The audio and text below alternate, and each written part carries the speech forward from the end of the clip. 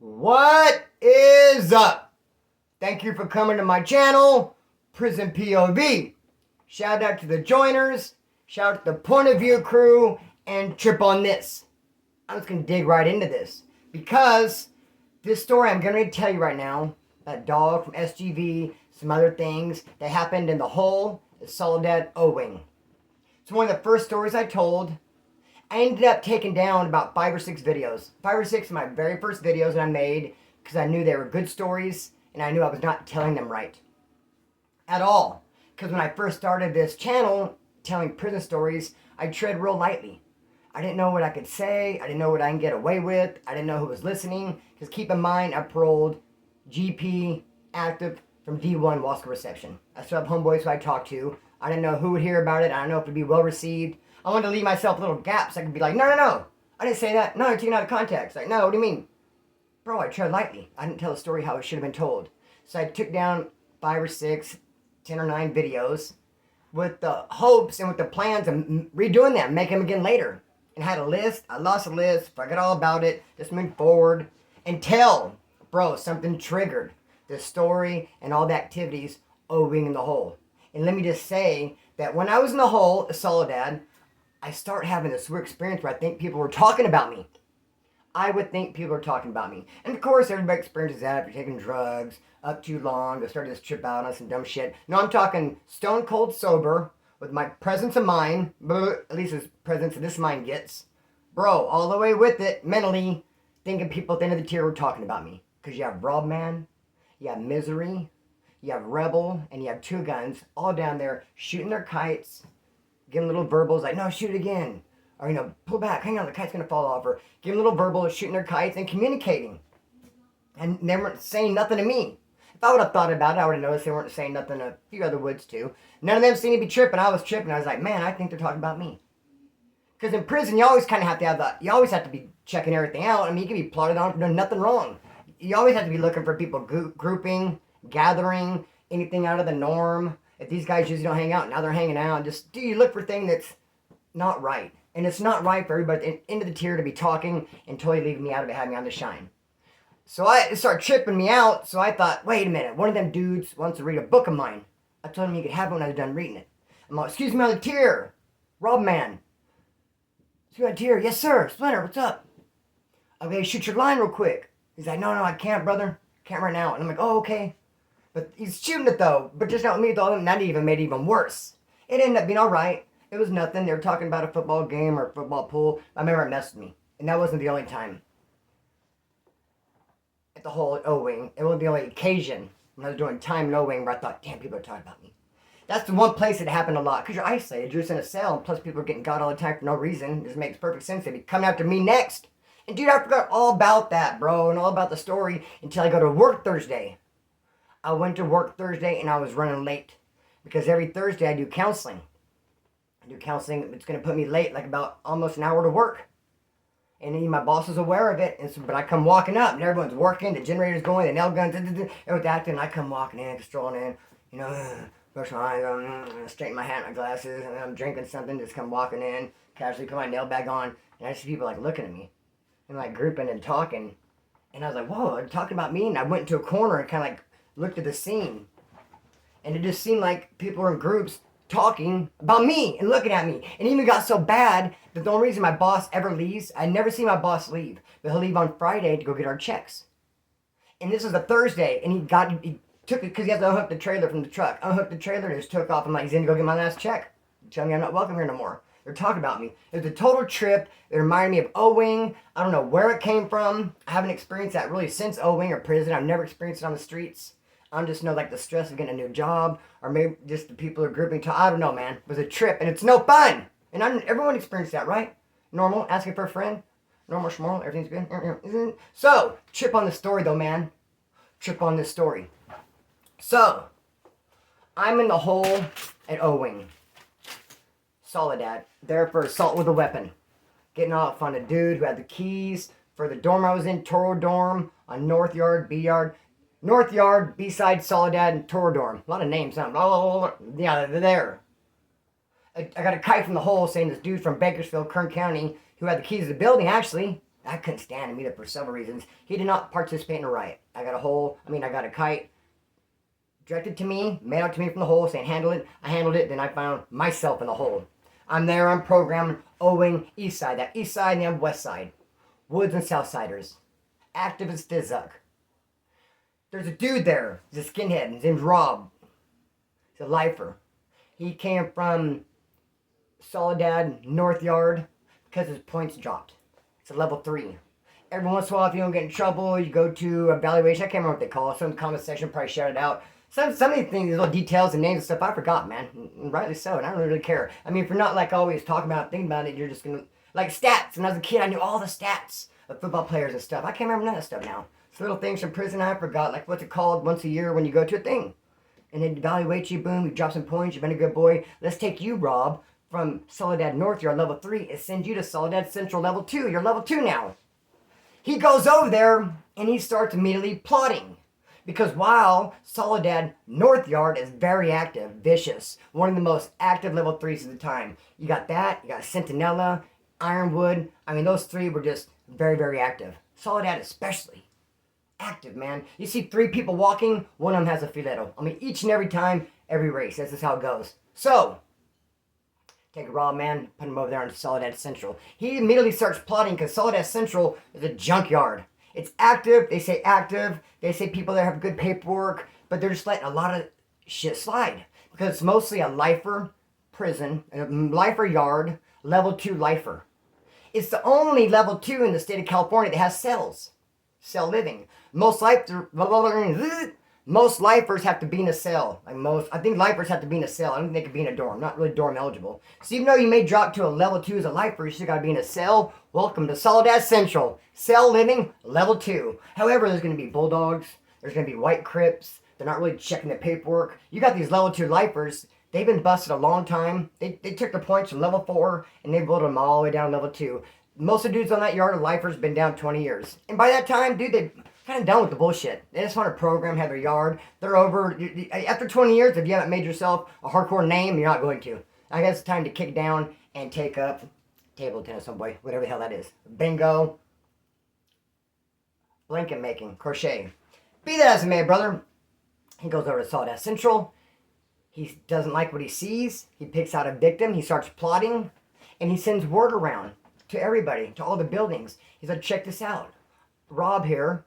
I came from Soledad North Yard. This is my town. And I want to say I'm telling you his name's Rob, and I don't want to say too much about the dude. Love the dude, though. Shout to him. He's a lifer. I doubt he's watching this. Maybe he has a cell phone in his cell, and he's watching. I know what prison he's out. Shout out to you, boy. Rob goes there. He does not like what he sees. He starts plotting. He finds a victim. He sends a kite through every building. He says, hey, I want all skinheads to meet me here on the yard tomorrow at this time. All skinheads to meet me. I'm calling church. Hold the church. I don't really like that term, but I mean, who am I? Got no voice in the matter. I'm holding church. I want all skinheads to come meet me. Everyone get this kite. Everyone come. He showed up. Only like 2 dudes showed up. 2 dudes showed up. So he starts plotting. Then the cops show up and snatch him up because someone told on him. He was moving too fast. He was doing too much. He got there and he started plotting. He hit the ground running. Of course, the cop's going to hear about it. Boom, he's back in the hole. He shows up back there and he says, check this out. Any skinhead that comes from Soledad Central to Owing the hole, green light. They're getting got. Period, end of story. For not meeting me when I requested them to meet me so that we could start plotting and clean some shit up. They hid in the cell. They didn't come meet me. Shame on them. Green light on any skinhead from Soledad Central that comes to the hole right here, Owing. And that's how it stood. Okay. Cool. We're programming. We got a gang of white boys back there, woods and skinheads. So we had a big riot with the blacks that just kicked off. The prison came and immediately just snatched up all the skinheads because that's like the front line. After riot, those are going to be the dudes that go around instigating it, trying to get a part 2 out of it. The system, CDC wants to squash it. Okay, you guys had a riot. Bygones be bygones, squash it. The skinheads will be like, no, we need to run back or something. They're the dudes that'll do that. So the prison comes, just removes all the skinheads, puts them in the hole on a non-adverse transfer. Glad I remembered that. Advent, that's something to do with Christmas, I think. So glad I didn't say a non-advent transfer. Non-adverse transfer. It means you're going to get transferred out of prison, but you didn't get in any trouble. Got a bunch of skinheads back there for that. Rawman's back there. I'm back there. I got a couple of wood homeboys from Bakersfield that broke a dude's jaw. They're back there. So we're deep. And we got 2 yards. We're going to group yard. And we have 2 of them. two sides, and there's a chain in between. Chain link fence. I'm glad I didn't say it's a chain. You guys are picturing my little chain. Why didn't you go over it or under it or whatever? Chain link fence separating these 2 yards. About 8 dudes over here, 8 dudes over here. Sometimes we'd work all out together. Sometimes just each yard would do their own little thing, just depending. But there's 2 yards of white boys, 8 over here, 8 over here. Chain link fence down the middle, group yard. Well, my side starts getting whittled down. My side starts getting whittled down because this dude left. Demon from Paranoia left to Kern Valley. Yoshi went back to Soledad northward, so people start leaving. And they don't even it out, 8 here and 8 here, and people start going. Now it's like 5 here, now it's 4 here, now it's 3 here, there's still 8 over here. They won't start moving people over here to keep it balanced. They'll just hope this one whittles down to nothing, and then they'll make a 1 combined yards, which ain't what they end up doing. But for a hot second, it was just me on that 1 yard. Me and Hot Rod, my celly, then he went to Corcoran. He left me his TV. It's a whole nother story. He got there, so he regretted it. It's like, dang, he's out the TV list. Why'd I do that? Why'd I leave my TV? Shout out, homeboy. Thank you for leaving the TV. Be that as it may, he left. I'm on the yard by myself. And I hate when I smack. Okay. Guess who comes driving up? A skinhead from Soledad Central named Dog. SGV. Just shows up. He's on a 10-day CTQ, confined to quarters, so he's not going to yard. They welcomed him to the tier. What he did is he broke his celly's arm or collarbone or something. He's a 2-striker. He thinks he might be going to court. He thinks he might pick up a life sentence. He's like a solid, stout dude. He's a good dude. Been down probably 10 years. He ain't no punk or lame, put it that way. He was programmed Soledad Central. Been there a while. He said to stay still. Stayed out of the mix, homeboy.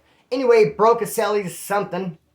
Came the hole. They welcome him to the tier. Put him on roll call, but start plotting him through those kites. Talking about him. See what I mean? I wonder if Dog was like, are they talking about me? Because they were.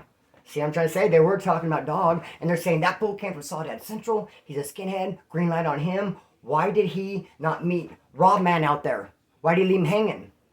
We got to get him. And I'm thinking, wait, he's on my yard though. It's just me and Dog. I'm thinking. So they're going to shoot me a kite wanting me to get him. I know they are. I'm just waiting. But at the same time, I'm thinking, am I comfortable with that though? Do I feel like I want to get this dude Dog? Not really, because guess what? He's a skinhead. He got a green light put on him by another skinhead for not going to a skinhead meeting called by, it's a skinhead business. It's skinhead. It's only skinheads are green lighted for Soledad Central. Woods could come back there all day long. No problem with them. They're cool to program, cool to come to the hole, but a skinhead now. But I'm not a skinhead. So should I push up on a skinhead and punish him because he was programmed around the yard and the skinheads don't want him to?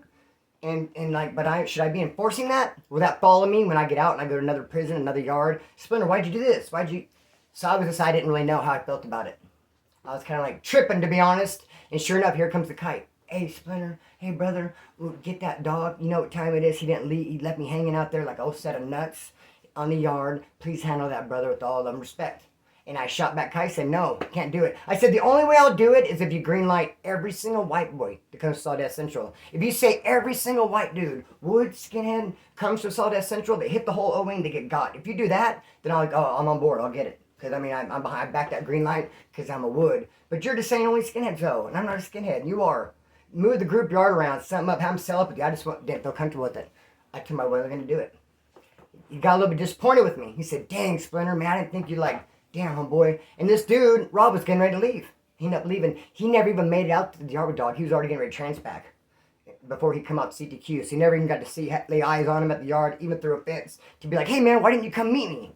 Or whatever. So Dog has no idea the dude's mad at him. Rob wants me to get him. People ask me to get him. I say, no. All right, homeboy. No love lost. Yeah, I'm disappointed, but you have your reasons, and, you're feeling what you do is right. So he left, went to another prison. We all come off yard, and then they confront. We all come out. Dog comes off. We all go to a yard. He comes to my yard, just me and him, like I thought. And they confront to the fence. Hey, a dude just left. He wanted your ass. What's up? Don't you remember? Didn't you get a kite saying, come meet him? He goes, dude, I never heard of that. I never heard. No one ever come and told me. I didn't see no kite. Which, it makes sense. It's a big yard. Dude was gone after 2 days. Who's to say he got the kite? He's like, I would have showed up out there. Look at the Fizzuck. He's like, I sit in my cell in this program. There's yards, a lot of weirdos. They literally had something at the time, Soledad Central, called, I don't even want to say the name. Weirdo Corner. But it's even worse than that, where the creeps hang out. He's like, dude, I didn't program that yard. I programmed in my cell. I worked out, and I was doing my damn thing. I was kicked back, homeboy. I never got any such kite like that. So they said, all right. They let it slide. And at the end of the day, who do you think ended up with the keys to the whole thing? Dog. Dog ended up with the keys.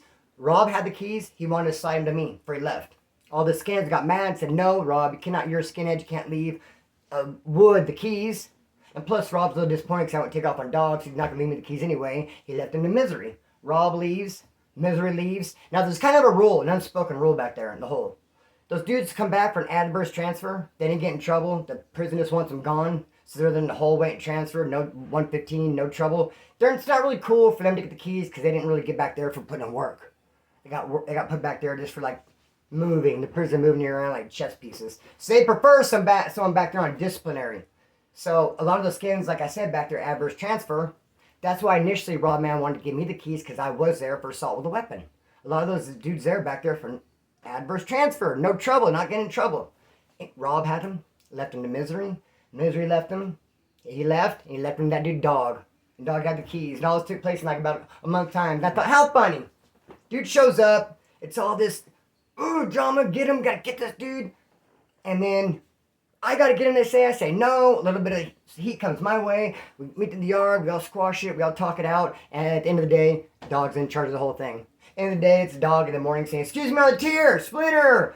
Yes, sir. Good morning. Good morning to you and the rest of the white men on the tier. Thank you. Thank you. Excuse me on the tier. Yes, sir. Rebel. Good morning. Good morning to you. Good morning to the rest of the white men on the tier. Thank you. Thank you. Thank you. They love it, Dog. They love the roll call, homeboy. And Dog was giving it. Now, trip on this, man.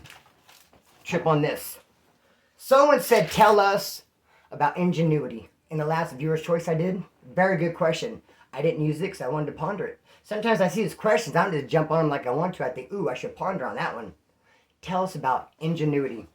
And there's something that's so engine right there in Soledad, O-Wing, that just blows your mind that whoever's even to think about this and even put it into action. I was not able to see it, but I heard about it.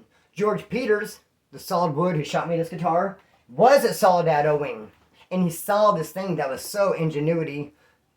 I want to call it like, I don't want to use plural, an engine.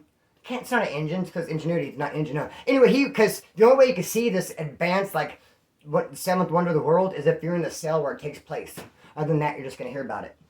And speaking with Ingenuity, that's why I got so, like, disgusted when I seen the 60 Days In and seen these two inmates. They're not a convict, they're an inmate in jail in 60 D-Day, in other terms, 6 days in, they have some bud, but they can't smoke, so they don't have a lighter. They're going around asking for a lighter. Dude, there's not lighters in jail and prison. Once in a while, it'd be like awkward, kind of like getting in a car after you've done like a couple of years. Like, oh, kind of like awkward. Like, it'd be feel weird, dude, because you don't light stuff with a lighter in there. You pop a socket, you make, but look, damn, what are those things? Wicks. You do anything but use a lighter. And they were in there and they couldn't light their weed. Dude, you know what we would do? We would tear into anything electrical. You pop a socket. Anything to do with the lights. You're in your cell, you got lights, don't you? Dude, I'd be ripping that thing apart, looking for a positive thing, breaking out my lead, my razor blade, pop a socket. You might lose the lights. You might cut the lights off in the whole facility. Been there and done that, but at least you're... I mean, I told you guys before, I'm an ICDTP. There's 4 different 30-man dorms, 35, 40-man dorms. I'm in this one over here, we get some weed. We're not like, where's a lighter? Where's a lighter? And after 2 days, throw it away because there's no lighter. Hotter than mofo in here. My cousin cut off the air. She always does that. She says, after 4 it's more expensive. Who cares? There's like 115 up there. My brain cells are expensive. They're frying. So, bro, these guys are in there. They don't have weed. They have weed. They can't light it. So they flush it. And I just couldn't believe it. They flushed the weed. Well, I guess there was a cop next door that got paranoid. They didn't smoke. And they had the weed for a couple of days. Bro, we would dig into any kind of, tear it apart to smoke that shit. I told you guys, me and one of the homeboys got some weed, ICDTP. We took the cord that goes into the wall from the TV, cut into it, put lead, put a razor blade, and popped it, made a wick. It put a big old boom, smoke on the wall, fried the TV out, and the cops came in and got mad, knew that I did it, knew that me and homeboy did it, took the TV out of there. You guys get no TV now. And it took me and homeboy who did it and moved us to another dorm where they had a TV. Throw, they're all watching TV, but we were in a dorm. They no longer have TV because we ruined it. So to punish us, they put us in a dorm with a TV. The TV people who didn't ruin the TV are there without one. It's kind of like... it's crazy, dog. And I actually took the brand new Pinocchio cards, too. And you can see Joe through the window. They're like, fuck, Splinter, you're watching TV and you got the brand new Pinocchio cards. You're a dick. So, other than that, man, Ingenuity. Let me tell you about the Ingenuity in O-Wing. Let me tell you about it. East side and west side.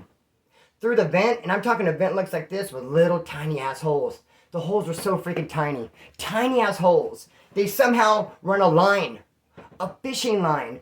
East side to west side. O-Wing. Third tier. Soledad, the hole, so they can communicate. Boom! I have no idea. I mean, I asked George, he said through Title 15, they'd make like a solid thing, and put another solid thing on it, and I guess it gets long, and you're able to like, you know, I kind of picture, you know, it's kind of like morning, you have to like, oh, you get it over there. He said it takes a long ass time to put a string, but dude, they do love to communicate. On the west side, dude, no one really wants to slice people in there. I mean, because you're under the gunner, you're going to get caught, and you're going to get shot, and it's all bad. Dude, you know we're going to get away with it. And some people are like, they prefer not to. So the people, the riders, the ones that would do it, did it and we're gone. And now the other white boys left, like we sliced around the yard, like, no, Had a couple people rolled up. They're trying to get people from east side to move over to the west side to start slicing. This dude didn't wear shower shoes in the shower. This dude forgot to pay homeboy back a soup. Let's just get our slice on. You guys even want to move over? Handle that? We got little Freddy Five Fingers for you. And they're using that freaking line. Bro, through the vent. Ingenuity all day, brother. Hey, I have the next video coming up doing time with San Bernardino Woods. I have another viewers of choice. I'll put a community tab to let you know about that.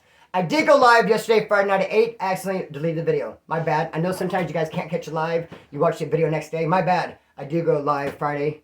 Every Friday at 8. Merch coming soon. A badass merch line. I'm going to cut the stream, let it fly. Peace.